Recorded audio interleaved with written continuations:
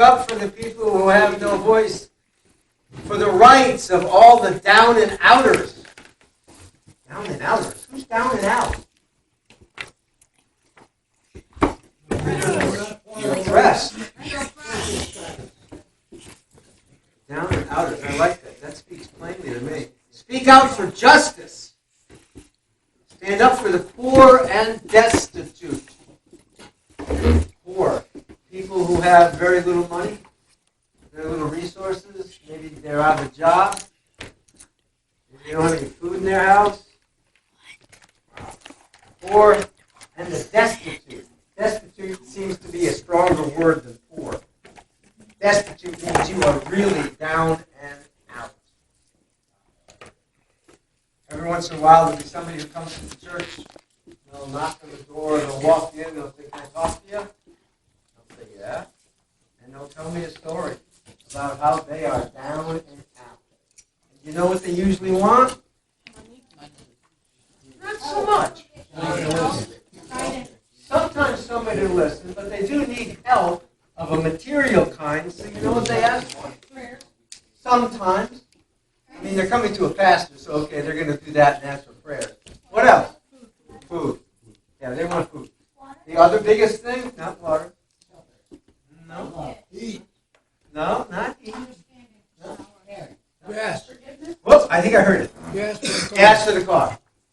They've got to be able to get around. They don't have any money for gas for the car. Speak up for the people who have no voice, the rights of all the down and out. Speak out for justice. Stand up for the poor and destitute. Why bother?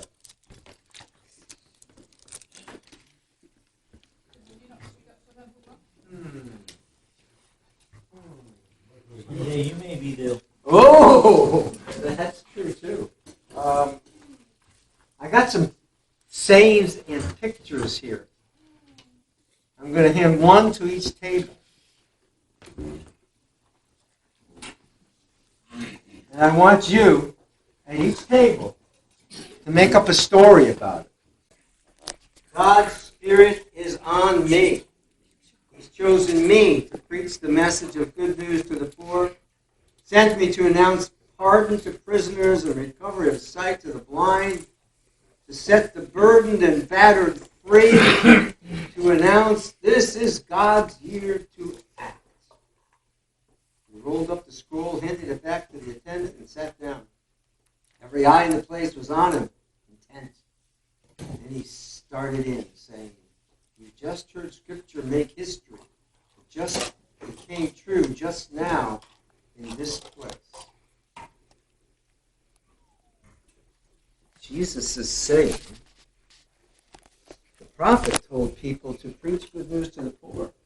He set the burdened and battered free. And then Jesus says, guess what? I'm doing it.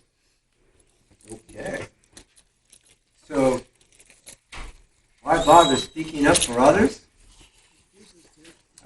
Jesus did. Yeah. That's a pretty good answer.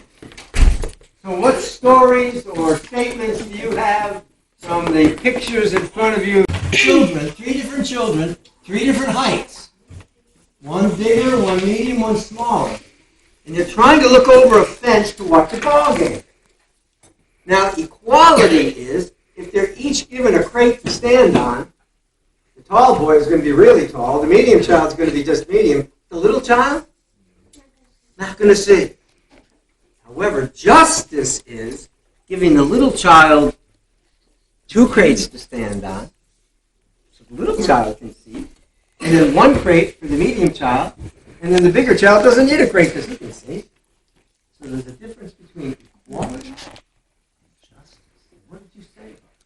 The first picture shows 3 full crates to stand on, but the second picture, the shortest one couldn't see, so he added 1, then gave it to the other one that was too short, so he could see, and that's justice. That's justice. Supplying enough so everybody, in this case, can see the ball game. But what else could that be? So everybody has enough food to eat. So everybody has a roof over their head. So everybody has some bottled water.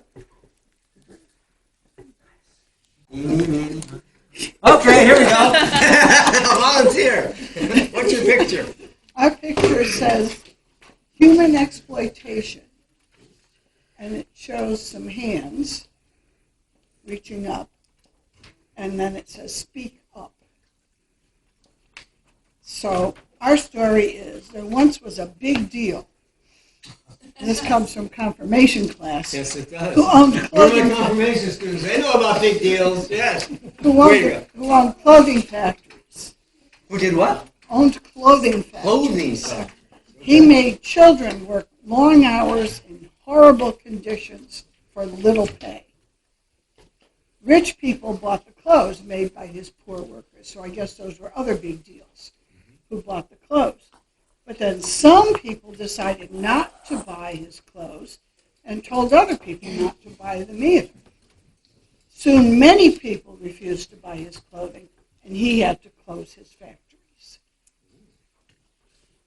You know that in some countries, children younger than most of you here are put to work.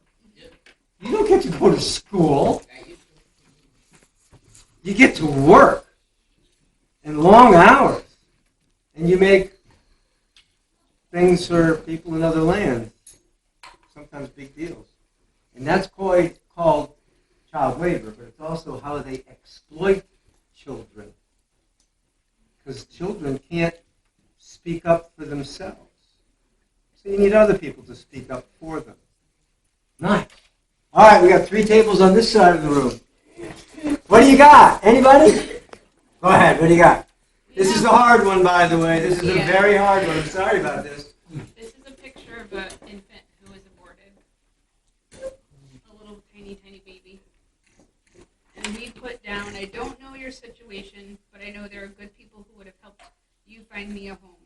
Jesus forgives all of their sins when prayed to. But if you pray when you are in a difficult time, you can help find the answer to your problem. You never know who I may have become. And then we thought of like Mother Teresa, Martin Luther, like you never know who that possibility could have been. Yes. So we speak up for those infants who can't speak for themselves because they were killed. That's tough. Tough. Nice job with that. What do you guys have? What's the picture? What's the picture? The picture is the passage from Proverbs, right? 31:9. And it's got a megaphone? Yes, it does. Okay, what'd you say about that? People do a lot of talking about the poor and needy, but do little to get them out of poverty. They judge without bringing justice. They do little to give people the opportunity to become self-sustaining. They do things looking for a pat on the back, not out of love for the poor and needy. Don't talk, act. So you were using the megaphone to talk there. I hear you. Talking for those who can't talk for themselves. We got one more picture and one more statement over there. What do you got? What's the picture of? A homeless person sleeping on the street.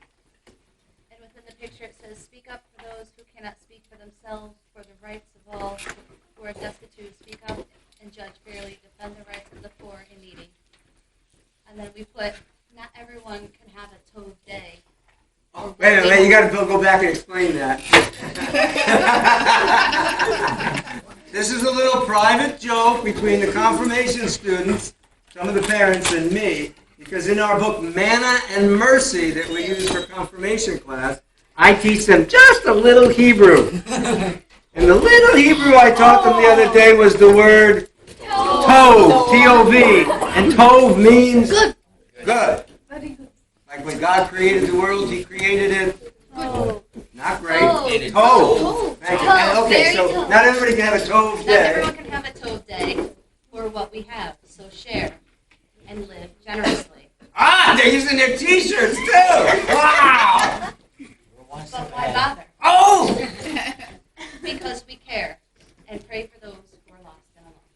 Nice.